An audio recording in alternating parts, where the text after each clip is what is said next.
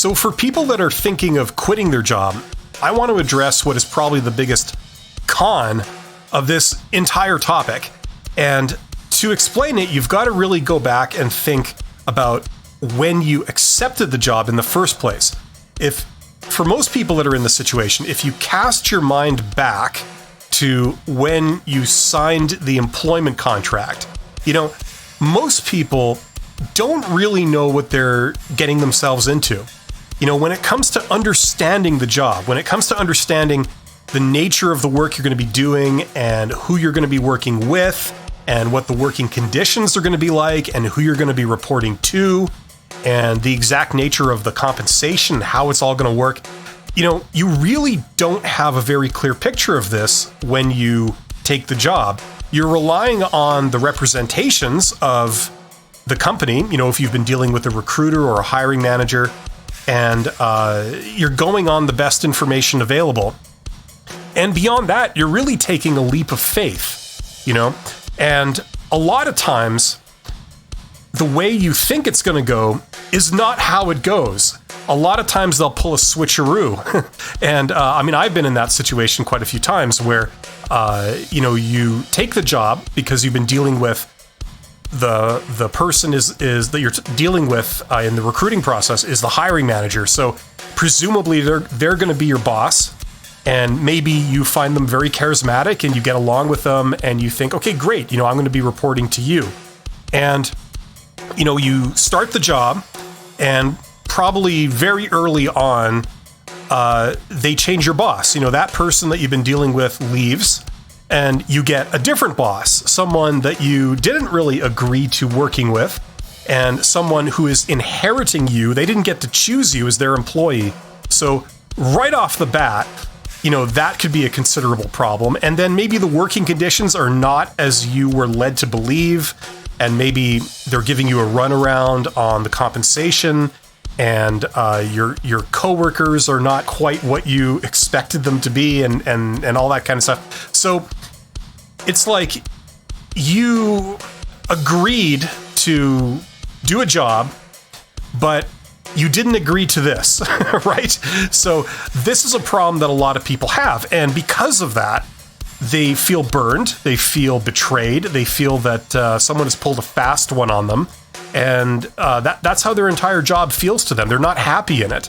And that's their motivation for leaving.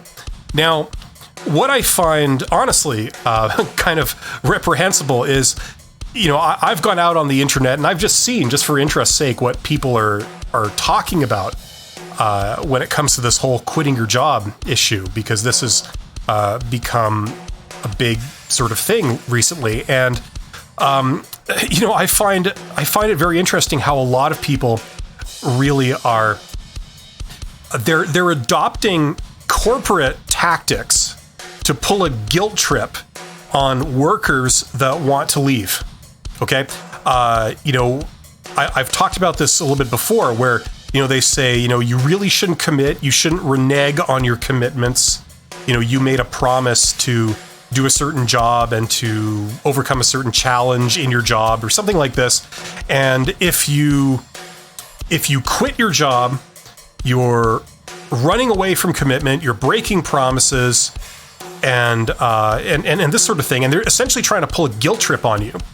And what I find interesting and very hypocritical about some of these people saying it is that at the same time that they're putting forward these notions of, you've made a personal commitment and you've made a psychological contract with your employer and the people that you work with. And if you leave, you're leaving them in the lurch and all this kind of stuff. At the same time as espousing that opinion, they're also supporting things like capitalism, free market economics, things like this. And I think that's total hypocrisy, because, think about this from the point of view, think about what investors do, okay? They invest their money and they take a certain risk to get a certain return. And as long as that balance is going in their favor, they will support it. The moment that an investment turns bad, okay, they will not they will not continue their commitment to that bad investment. They will liquidate their investment. They will cash out the moment that it is not in their best interest. And I mean, and that's, that's the basis of capitalism. It's self-interest, and this is how employers behave. I mean, this is the motivation behind business, right? So you can see employers signaling this type of behavior all the time, and they signal it in their relationships with their workers, right? I've heard horror stories from people that work in, things like the restaurant business and stuff is like one of the worst, where they famously treat their employees very poorly. And, at the same time that employers are behaving this way towards workers, they also try and pull this guilt trip with workers where, they're using psychological means to get you, the worker, to stay in that job, even though it may not be in your best interest to do so. Really, what's going on is you're being exploited, okay? It is not a mutually beneficial relationship that you have with your employer. Instead, it's against your best interests to honor this commitment, this employment contract. It's working out good for your employer. It's not working out well for you. And some of the more enlightened workers that can see this and understand the situation, they will bail. They will renege on their commitment. They will quit their job, and they will get a better job. For the workers that are not as enlightened, perhaps, or perhaps they just have a heightened sense of personal loyalty or, commitment to promises they made and things like this, they may stay on in that arrangement for longer than would make sense for them. And, there's a lot of people telling you that, despite believing in free market economics and capitalism and the profit motive and all this kind of stuff, which is what guides employers, they'll try and come up with some new set of rules that governs workers, which is silly in my opinion, because this is business. It's a business relationship. And, they'll try and fool people into thinking there's more than that. Like, for example, that cliche about employers saying, well, we're all a big family, right? It's like, no, we're not. We're a collection of people that have chosen to work here because it is within our best interest. Now, if we can, be friendly towards each other and get some personal satisfaction out of our interactions, all the better. But I mean, let's not fool ourselves. This is not a family. This is a business. And that's what the situation is. So, I find it just totally hypocritical for people to do this.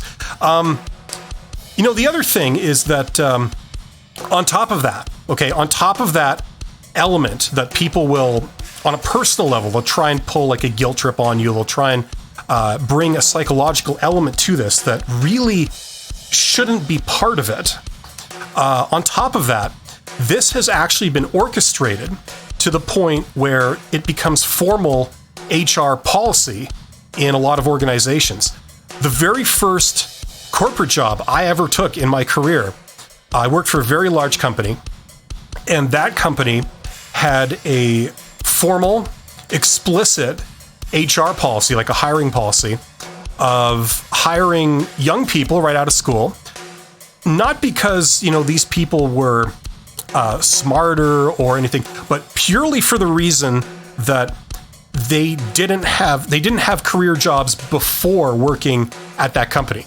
And that made them very gullible. You could really pull the wool over their eyes. And what this organization did, and they certainly weren't the only ones, is that then they conducted a program of, shall we say, communication towards the employees.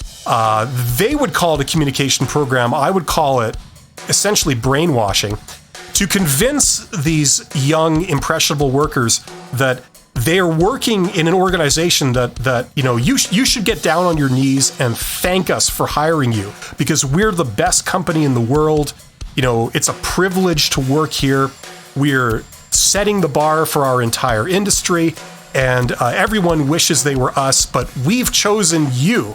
We hire the best and leave the rest. We've chosen you, and as a result, you should be thankful to be here. And they intentionally build up this, shall we say, team spirit with the express purpose of keeping employees working at the organization when it is not in their own self-interest to work there.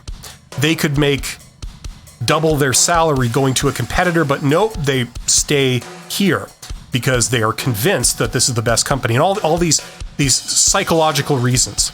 And this is an orchestrated campaign to get your workers to drink the Kool-Aid and keep you there when you're engaged in a business relationship with your employer that is not mutually beneficial. You are, in fact, exploited. And this is formalized, and this is common knowledge among the executives. This was intentional. And it's unbeknownst to the workers, basically, that this is the real intention of it. And it's very cleverly done. I mean, it always begins with this sense of team spirit, which is, it seems pretty benign, but then it grows into more than that, and it leads to a lot of bad things. It leads to groupthink. It leads to a lot of negative side effects, and it's not sustainable. It's not sustainable long term. You can't brainwash people long term. Usually, sooner or later, most people will wise up to what's going on. The smart ones sooner, and the not so aware employees maybe later on. But this is a real thing, and it's a broken commitment. It's a broken commitment on the part of the employer. Now, this is business. It's not personal. It's business. People will stay in a relationship a business relationship, as long as it makes sense to them. It's like any investor. And the moment it is not in your best interest, the moment you are getting less return for the amount of risk that you put in, the work you put in, it doesn't make sense. So that's a big reason why a lot of people want to quit their job. And, I just find it bad that both organizations and other people that play in this sort of environment, they exacerbate the problem by clouding the issue with all these weird, intangible psychological elements that, as far as I can see, they serve nothing but to pull guilt trips on people and get them to stay, get them to honor their commitment, when in fact, a lot of times the employer hasn't honored their side of it. That's the situation. And I think a lot of people need to wise up to this sooner. A lot of younger people need to realize this early on in their career so that they can make the right decisions and they can get out of bad situations earlier if it's all going to go south at some point anyway. So that's what I think about that.